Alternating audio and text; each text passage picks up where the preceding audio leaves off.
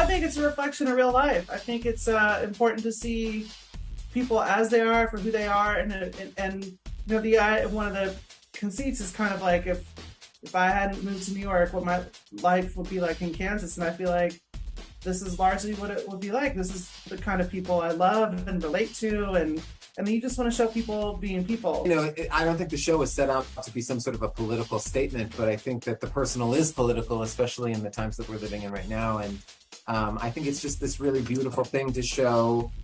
First of all, that there are queer people in the Midwest. I think that a lot of times we just think, for whatever reason, there's a dearth of queer people there.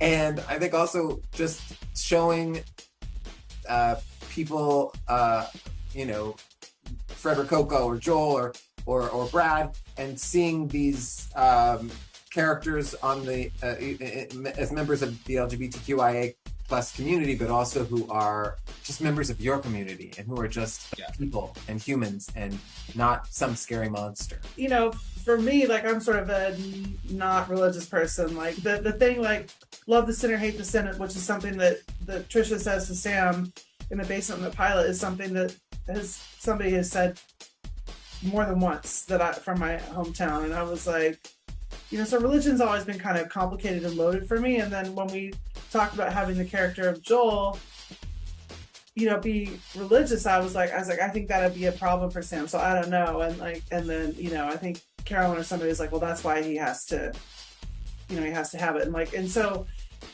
Joel having a healthy, loving relationship, or not a healthy, the church is part of Joel, right? And I think it's just how these two end up together with, like, sort of their disparate kind of deep beliefs, I think is really beautiful. It's kind of lovely. And I also love that Joel, you know, is gay, but has a healthy relationship with church. I think in my mind at first, I was like, really? It sort of took me a minute I had a very limited understanding of that. And I don't know, I'm probably saying something's getting me in trouble, but I just felt like I you know, and Jeff said that that's his experience. You know, you gotta.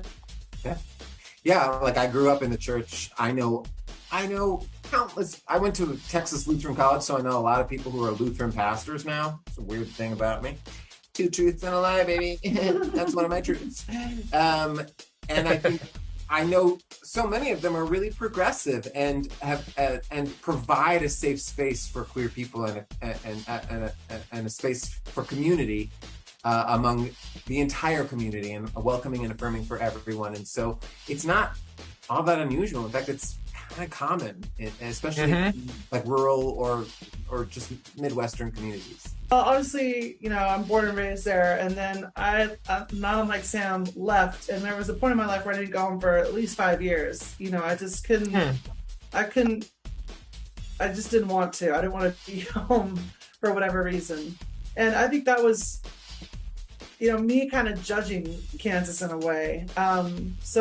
Anyway, Sam coming home was like Bridget sort of coming home, and I've learned to love my hometown all over again. And sort of, I don't know, I wasn't really sure how people would receive it, but I've been back several times since. They did a Bridget Everett Day, which was really cool. I went to City Park, everybody came out, you know, did the pictures and signed the autographs, and all different walks of life talked about how they loved the show and they felt represented well.